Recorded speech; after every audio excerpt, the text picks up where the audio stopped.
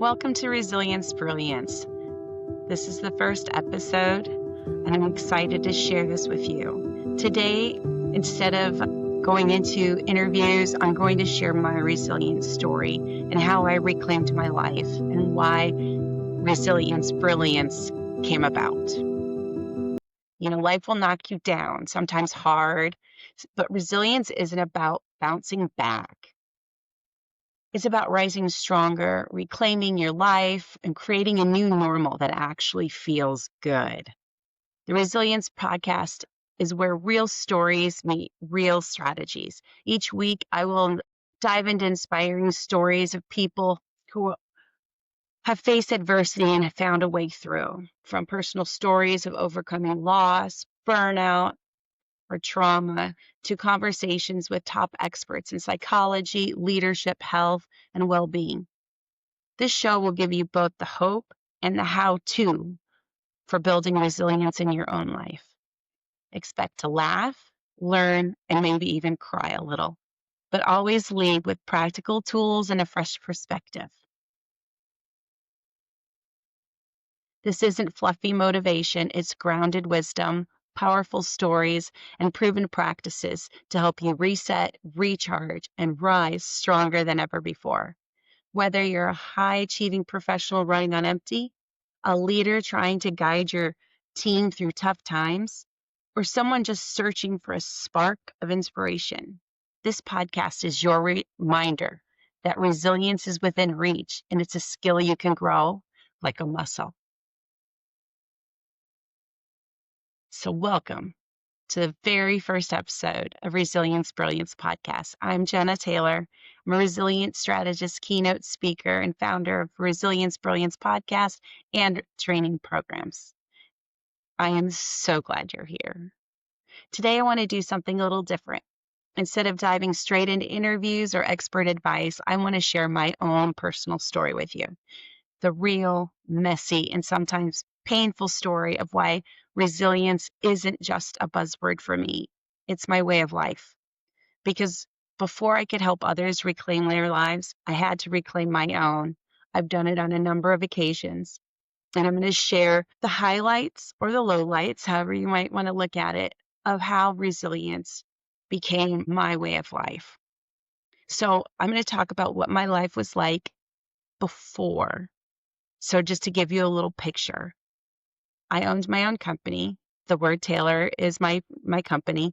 And I'm a marketing strategist and social media advertising. I wrote copy for commercial clients, meaning I wrote copy for advertisements, websites, and I put websites together. I did branding. So marketing is my career and my jam. And it's what I've spent 30 years of my life doing. And I was getting burned out. I had some great clients, and then I would have some difficult clients, and it was no longer giving me the fuel that I needed to satisfy me. And so I was getting burned out. I was single. I had gone through a divorce, and that was obviously a very difficult time in my life.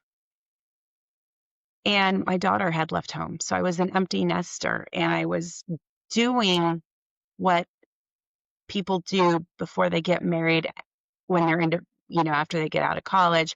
I had that time for myself instead of when I was younger in my 30s and 40s. And so that's kind of what my life looked like. I was alone, living alone. I was living in Cherry Creek. I was playing tennis. I was working enough. And I was really enjoying life. I was skiing. I had a lot of friends and everything was great. But I was burning out and I was starting to feel this burnout. And I'd gone on a vacation and I got to gain some clarity. I wanted to get clear on what I wanted to do moving forward because I knew that this burnout was really hurting me. And I took this trip, and on my way back of her month-long trip, I had discovered what I wanted to do. And I wanted to go live in London, and after a visit there in September. And I thought, this is great. I'm going to come back. When my lease ends, I'm going to go and live in London. So this was in September of 2016. And the day I was driving home from my main trip, when I went to the East Coast for the month, I had a wakeboarding accident. I tore my meniscus or my MCL, one of those. I think it was my MCL. And I drove home from Iowa with it sore and aching. It was my right foot. So thank goodness for cruise control. But that was a pivotal time in my life. And I didn't recognize that that was like a moment that I was supposed to stop it and take stock of my life. So fast forward, I'm continuing on with my fun single life, and I had a great balance. But then on January 5th, 2017, something happened, and that changed my life forever. And that's one of the parts of the story I will tell you about. But these are the main points of that caused me to be so resilient. I am a survivor of domestic violence. I am a traumatic brain injury survivor, and it took me a year to recover, to walk, talk, and to even remember. I lost my life partner to alcohol addiction and suicide. I faced burnout and multiple homes flooding, forcing sudden moves. These are the things that can make or break a person. And let me tell you, it took me to my knees sometimes. And I'll be honest, there were days I didn't know that I was going to make it through. I felt broken. I was exhausted. And at times I was hopeless. But resilience isn't about never falling apart. It's about learning how to gather up all those pieces and sometimes even redesign the picture of your life altogether. And that's what happened to me. My turning point was when I'd had it and I had to reclaim my life. And it was that January 5th, 2017 accident that was they call it a mild traumatic brain injury, but there's nothing mild about a brain injury. I couldn't walk. I couldn't talk. I'm a writer by trade, and I couldn't come up with my words. The neurons weren't functioning in my brain. They were disconnected, and I was struggling. I walked with a list to the left. I stuttered. I stammered. I had zero, zero, zero, zero short-term memory. And so I learned a lot. And I had to ask for help. I learned that small steps mattered. And so maybe you've hit your own rock bottom moment. Maybe you're there now. I don't know, but I want you to know this. You're not alone, and your story isn't over. When January 5th, 2017 happened to me, and I, I thought, how is this the way my life's going to be? Am I not going to be able to work? Am I not going to be able to have fun? My personality was gone. And I thought, what am I going to do? I lived alone. I owned my own company. And I'd walk into a room and I didn't know why. So, but here I am. I'm fulfilling a dream.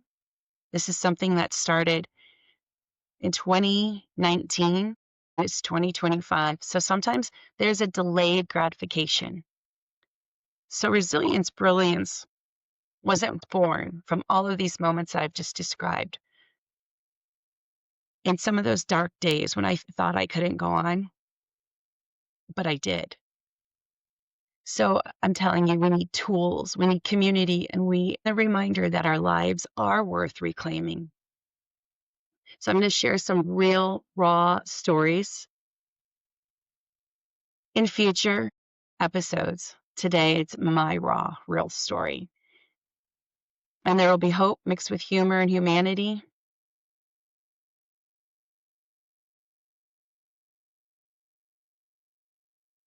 So I'm going to go a little bit deeper today.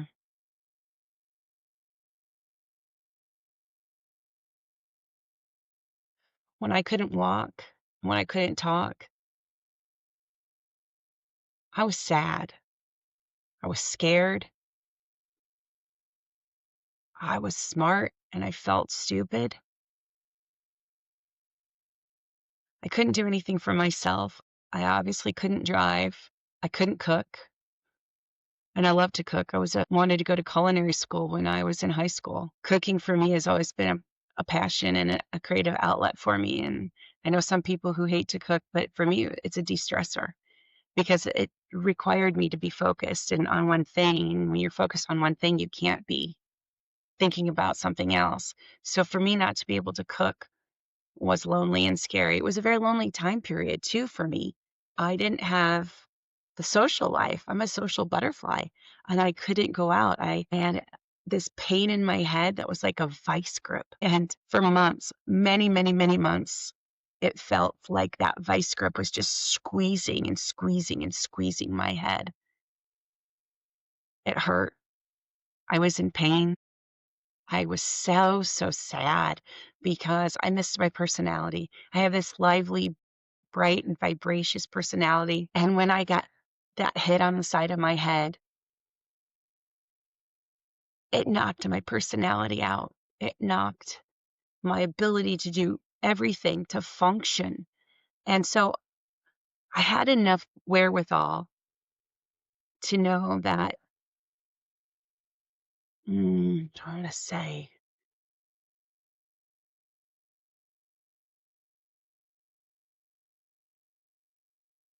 my neurologist, she was wonderful.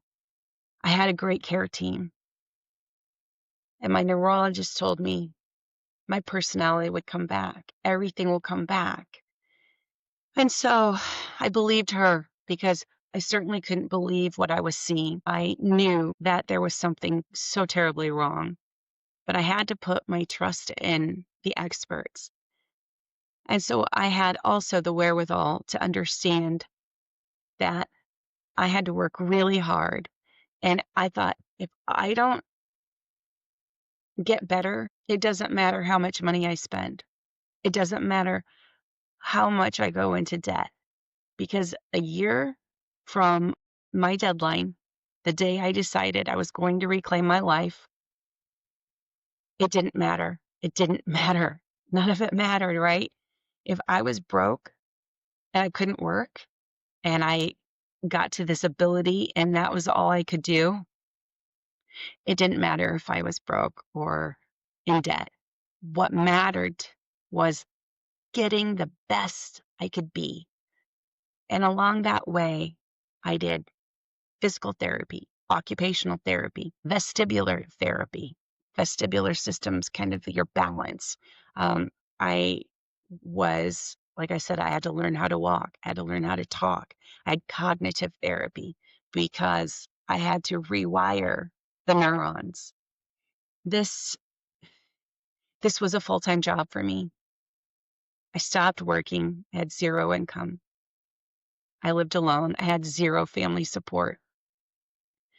My friends stood up and stepped up and they made an environment for me that I could heal. My friend Jenny created a meal plan and that meal plan evolved. I had classmates from other states, classmates from high school, sharing their funds with me and ordering me food and having my meal delivered to me.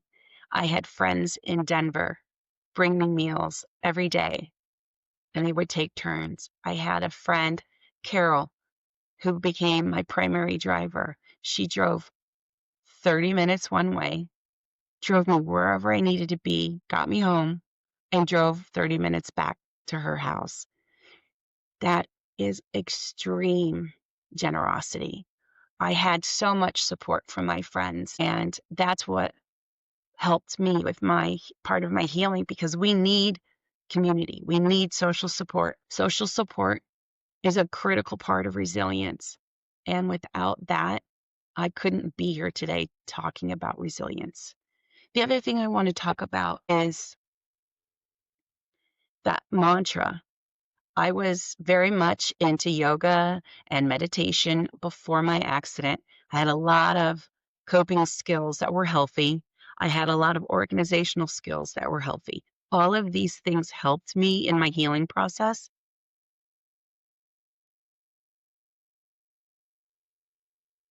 And what I learned from my divorce recovery, I also used in my healing journey from my brain injury.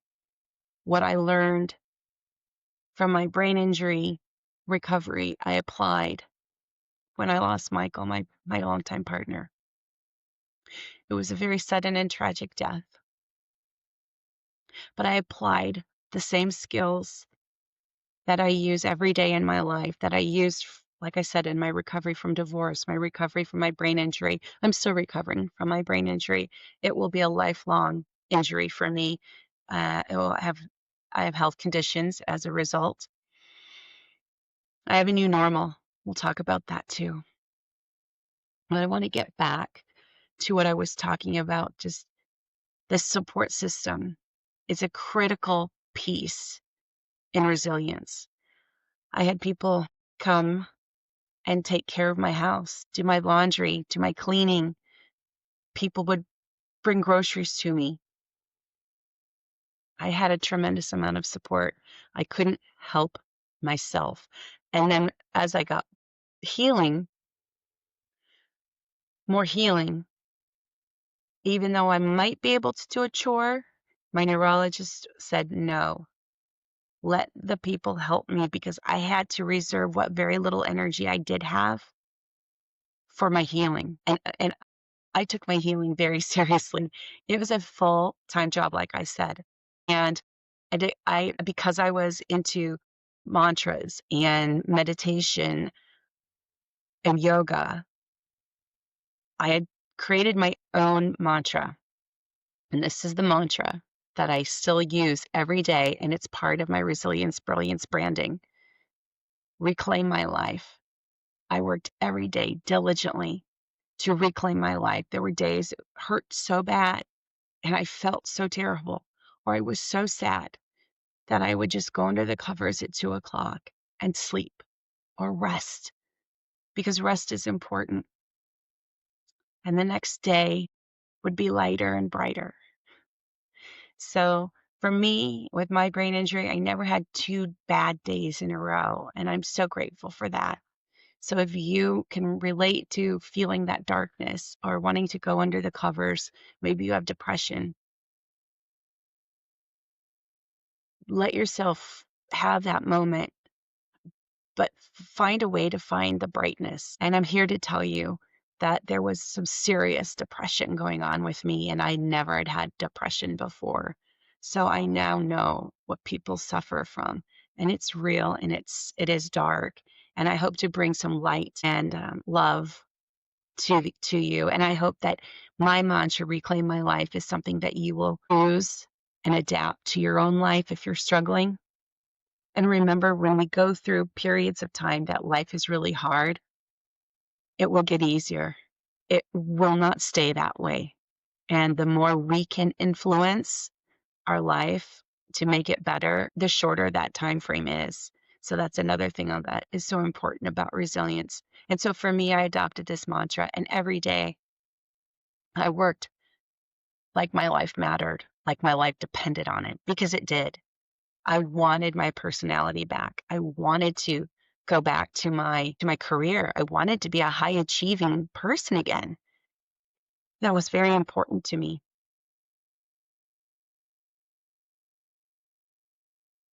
So I spent a full year in all of those therapies. I did cold laser therapy.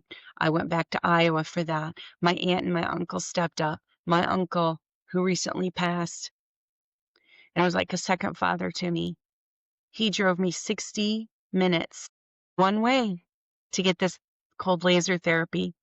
And then sometimes we did it twice a day. He's a saint.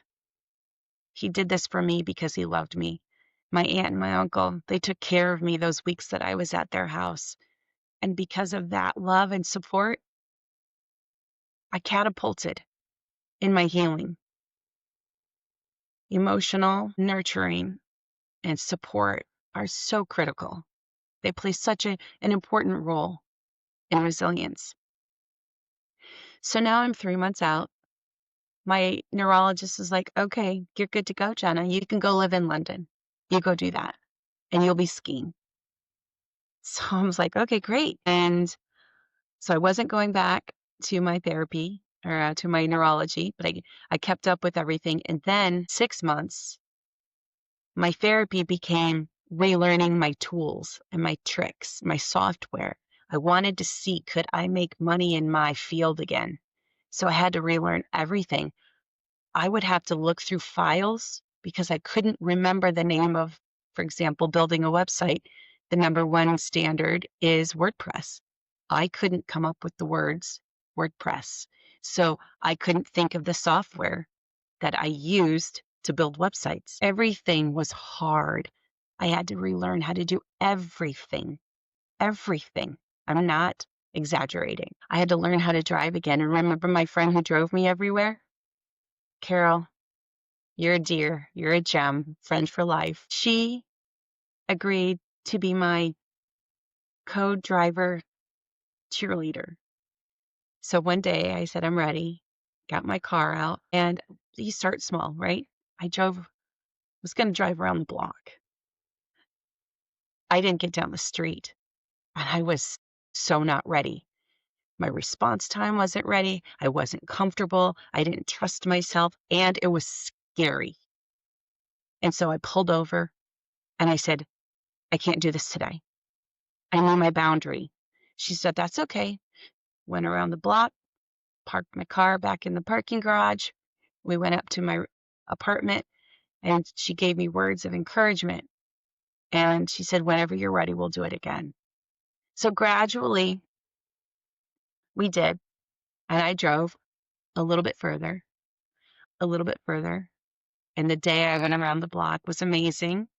And that was good enough. I just wanted to do something like small, right? Take small actionable steps. It's really important for resilience.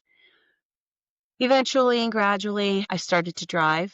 I couldn't drive during rush hour, but I could drive in the quieter times. And, in Denver, there's really not a quiet time in the city, but I found the times where I felt comfortable driving. And then I was able to drive at night. And then I was able to drive during rush hour.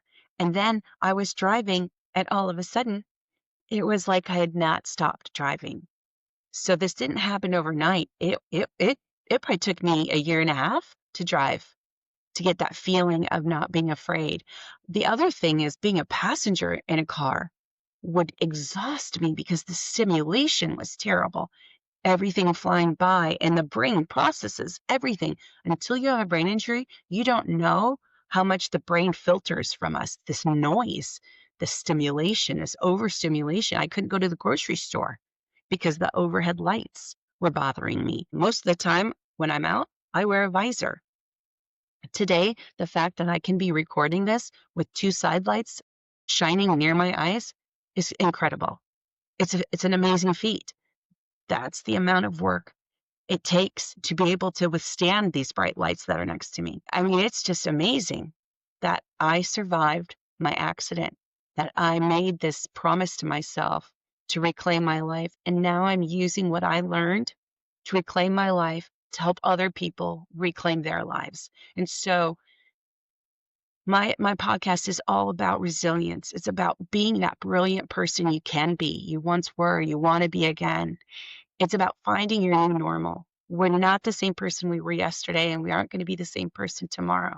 Every day, we're a new version of ourselves. And I think people get stuck in that they want to be that person. I was a high school superstar, not me. I was a high school superstar. You know those people? And their moment of glory was in high school. And then later in life, they're like, I peaked in high school. Okay, well, good for you, but you can certainly peak at whatever age you are now. We can peak whenever we want to peak. We have to choose, and we have to be dedicated, and we have to learn the tools that we need, and we have to grow. Resilience is all about growing. If we don't learn from the challenge that we face, we are stagnant, we become bitter, we age prematurely, we get diseases, our health declines as a result. People don't want to be around us, so then we lose our social support. It's a domino effect. The more we take care of ourselves, the more we learn from our challenges and overcome those adversities that life throws our way. I call that life's turbulence. The easier our life becomes, and the better we can overcome those adversities. And that time period, we can shorten that time period from when the event happens and we've over that moment of overcoming that event. Some people 10 years, some people 30 days. It all depends on what our commitment to ourself is. And so that's another part of what this podcast is going to be talking about and shedding light on. And I'll have experts talking about so many wonderful topics. I have so many interviews already. I'm excited to share them with you. But I'm going to get back to my resilience story here for a few more minutes. We got 27 in. Okay, so after a year, I was making six figures. I didn't start working again until, the accident was January, and I started in September, October timeframe. A company called IBM Watson Health hired me. I was writing copy for IBM Watson Health 8 months after my debilitating brain injury. Writing, remember, I couldn't come up with words. I had done so much work, and even working and writing.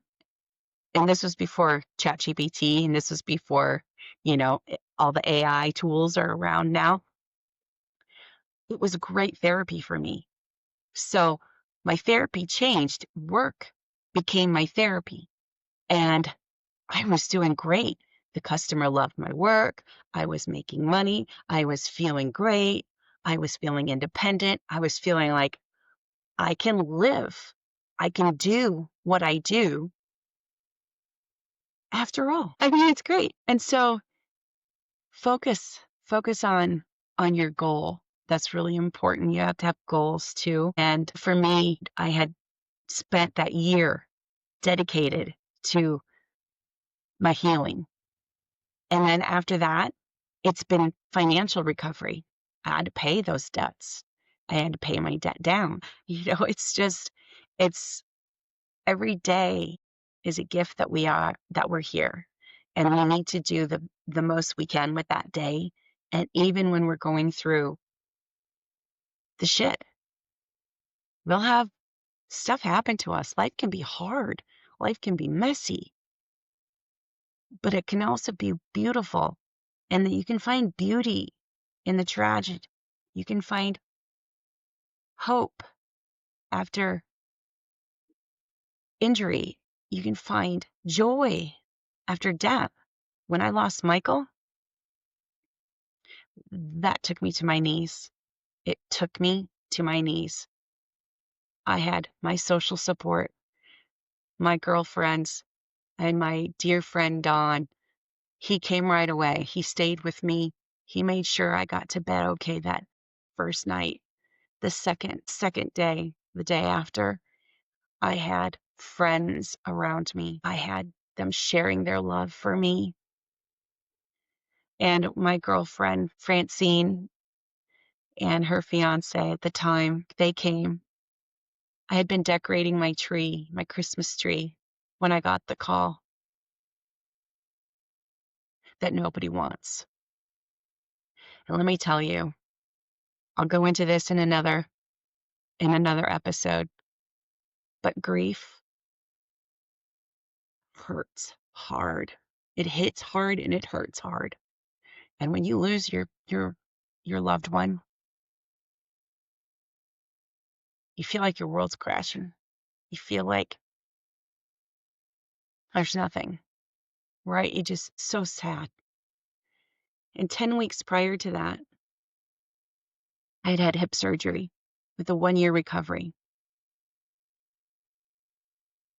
I had lost my service dog during my surgery.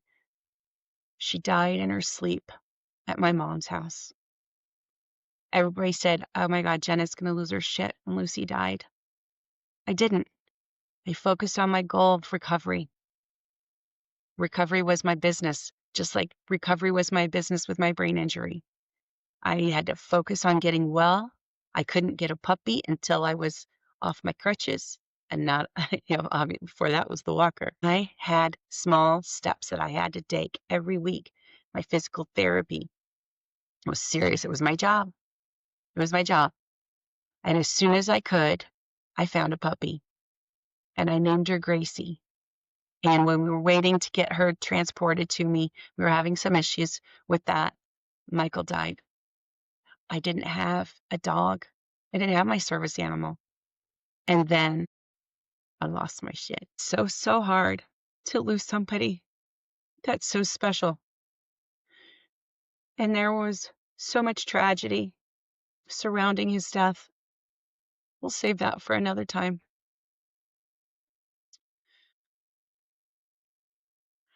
And I knew I had to get well enough quicker so I could get a dog. And here is that social support network. I'm active in the Chow Chow network. I adopted 2 chows from a woman in Minnesota. Her name's Jena Taylor, and she's just a godsend to Chow Chows. She transports to this day, leads transports so that Chow Chows that are rescued can get transferred and transported safely to their forever homes.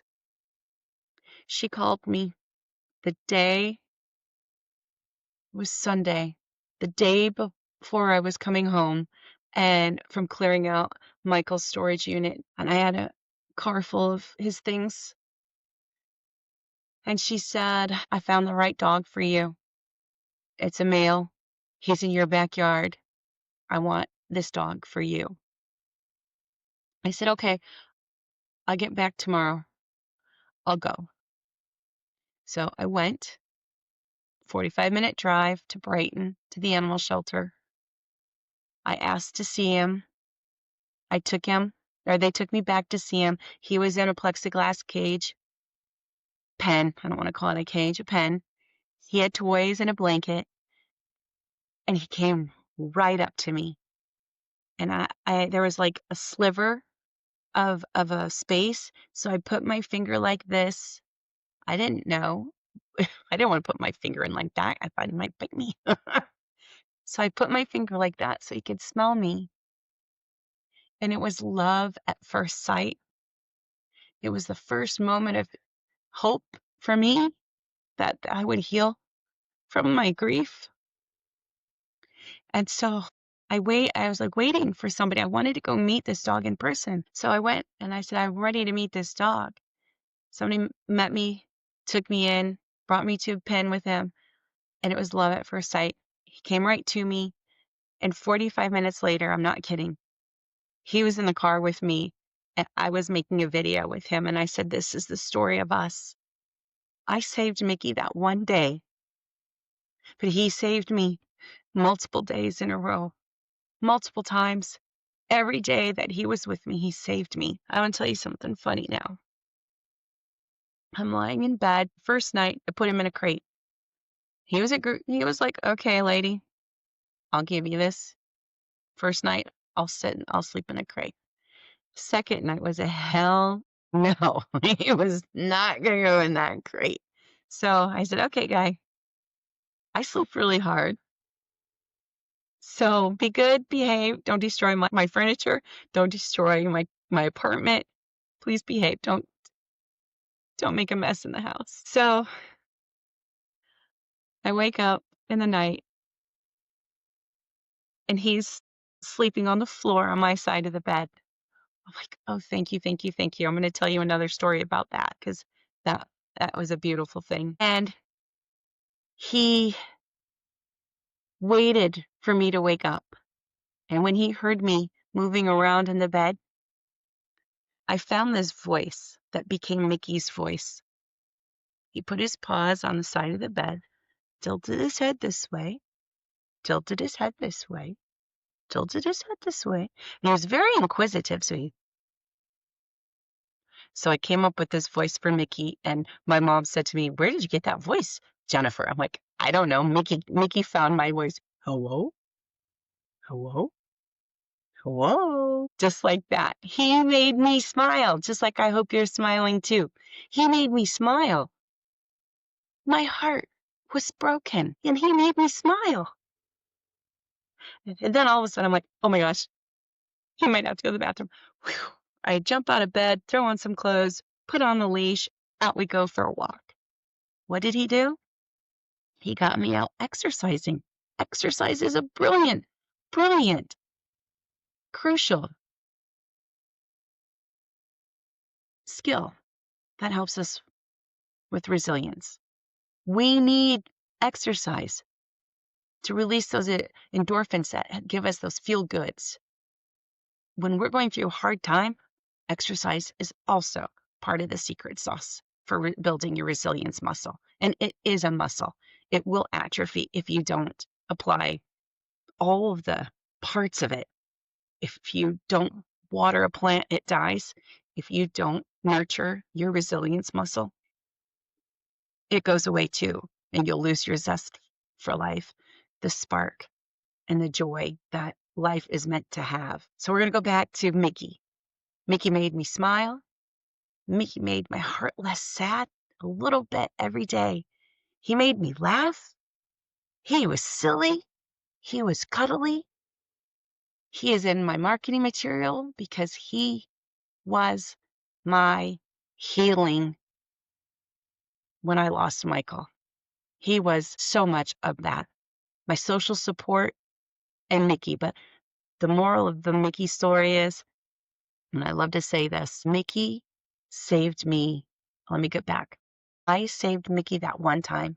He saved me day after day after day. He got me up out of bed. I had to get up and get dressed and go for a walk. He brought me back to life. And that helped me in my grief. And there's a really important thing. If any of you are survivors of someone from alcohol addiction or suicide, you know there's stigma. When Michael died, I did not have the support, a lot of support, I should say, because there's stigma. And there was drama in our relationship.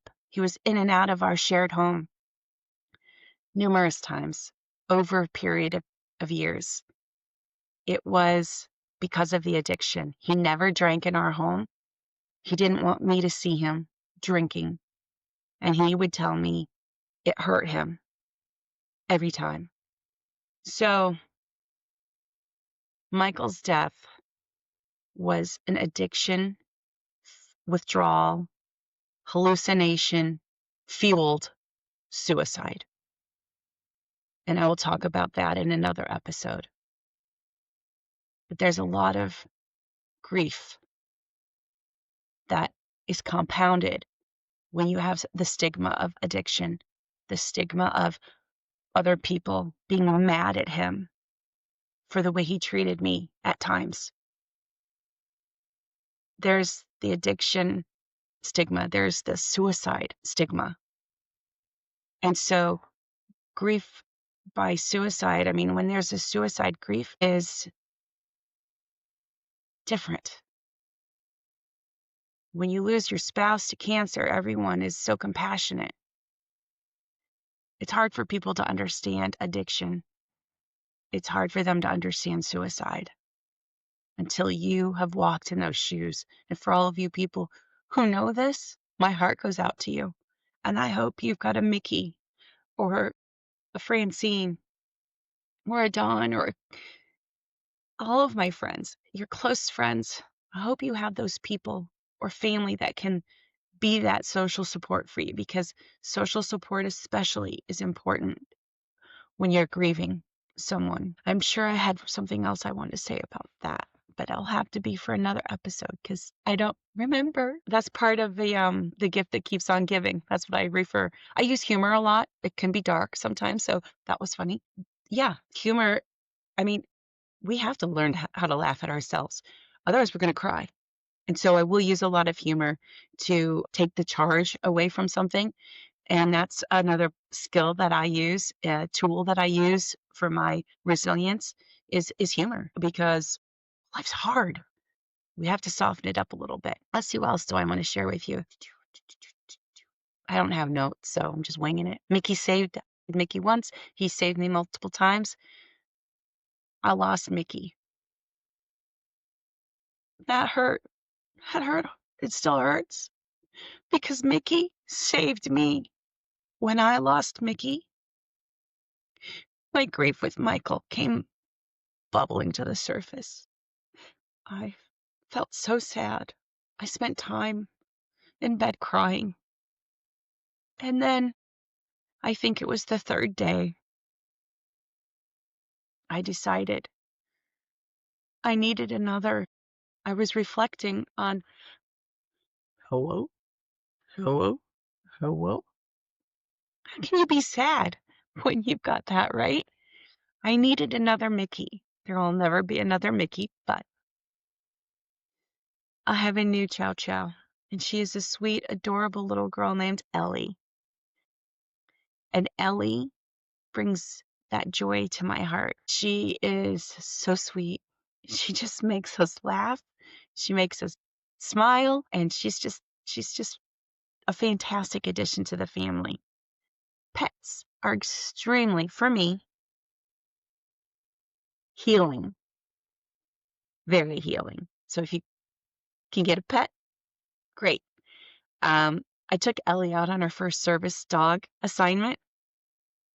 She was stellar. It was interesting because I'm using Mickey's pink vest because I like pink.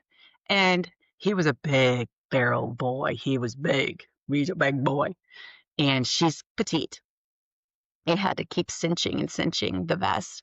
But once I put it on her, I kid you not, she went to the hallway where the garage door is. She faced the door and she knew she had a job to do and we were going somewhere. So we went to the grocery store.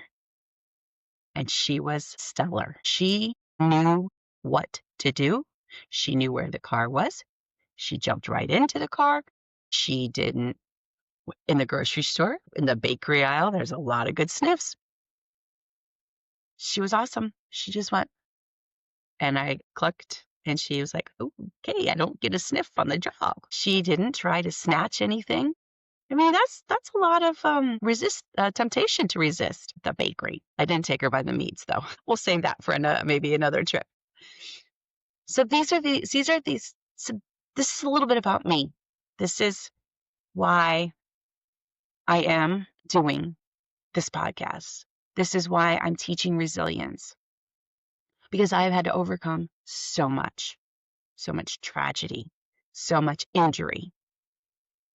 But I have, like I was yesterday, I was recording an episode with Marty Winder. She's a divorce coach. It's fabulous. And we were wrapping it up. We had a tight timeline and we wrapped it up. And I came up with this on the spot. It was not practiced. We have to have a song in our heart. We have to have spark in our life. We have to have pep in our step. We need to be bright. We need to return to that feeling of joy. And I'm here to tell you, grief, divorce, abuse,